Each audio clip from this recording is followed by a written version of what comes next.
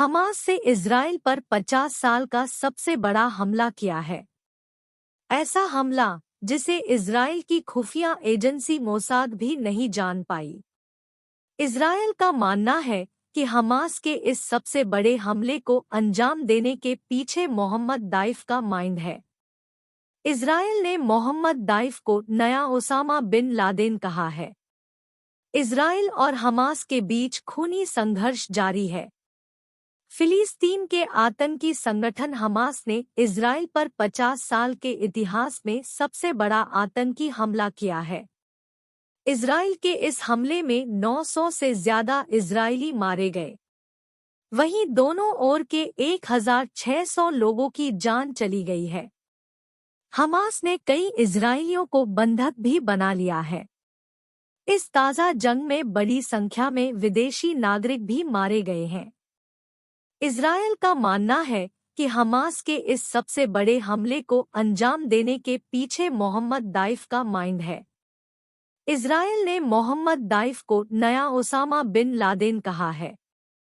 Hamas के mastermind को 7 बार की इजराइल ने मारने की कोशिश पर रही नाकाम। इजराइल का मानना है कि हमास द्वारा किए गए हमले को मोहम्मद दाइफ के इशारे पर अंजाम दिया गया है। उसी ने इजराइल पर हमले की प्लानिंग की है। बताया जाता है कि इजराइल की खुफिया एजेंसी मोसाद ने 58 साल के मोहम्मद दाइफ को मारने की 7 बार कोशिश की, लेकिन वह हर बार नाकाम रही। मोहम्मद दाइफ को कई दशक से मोसाद तलाश रही है, लेकिन हर बार वह बच निकलता है। वह भी तब जब यह दावा किया जाता है कि नए ओसामा बिन लादेन के दोनों हाथ और पैर नहीं हैं। उसकी केवल एक आंख है। इस तरह से मोहम्मद दाइफ हमेशा व्हीलचेयर पर ही रहता है।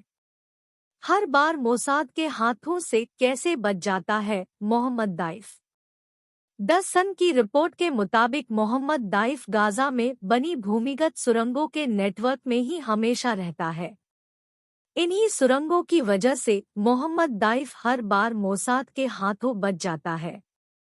इन सुरंगों को बनाने में भी मोहम्मद दाइफ ने बड़ी भूमिका निभाई है। इजराइल का यह लादेन हर रात अपना ठिकाना बदलता रहता है और कभी भी एक जगह नहीं टिकता है। उसकी केवल एक तस्वीर ही इजराइल के पास है। मोहम्मद दाइफ का जन्म शरणार्थी शिविर में हुआ था।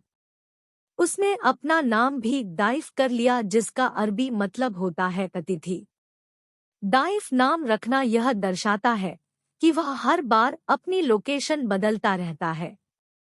मोहम्मद दाइफ हमास की सैन्य शाखा अल कासम ब्रिगेड का कमांडर है। वह इतना शातिर है कि अपने रिकॉर्ड किए गए मैसेज भेजता है, जिसमें हमास के लड़ाकों को इजरायली लोगों की हत्या का संदेश होता है। साथ ही इजरायली पुरुषों, महिलाओं और बच्चों के अपहरण का संदेश होता है। नया ओसामा बिन लादेन है हमास कमांडर। मोहम्मद दाइफ अक्सर अपने हमास के लड़ाकों को संदेश देता है कि कब्जा करने वालों को बाहर करो और दीवार को गिरा दो। उसने दुनिया के अन्य देशों के अपने प्रशंसकों से अपील की है कि हमास में शामिल हो। इससे कई देशों के नागरिकों के हिंसा में शामिल होने का खतरा है। जानकार कहते हैं कि ताज़ा सबसे बड़े हमले के बाद मोहम्मद दाइफ ठीक उसी तरह से बन जाएगा जैसे अल कायदा के लिए ओसामा बिन लादेन था।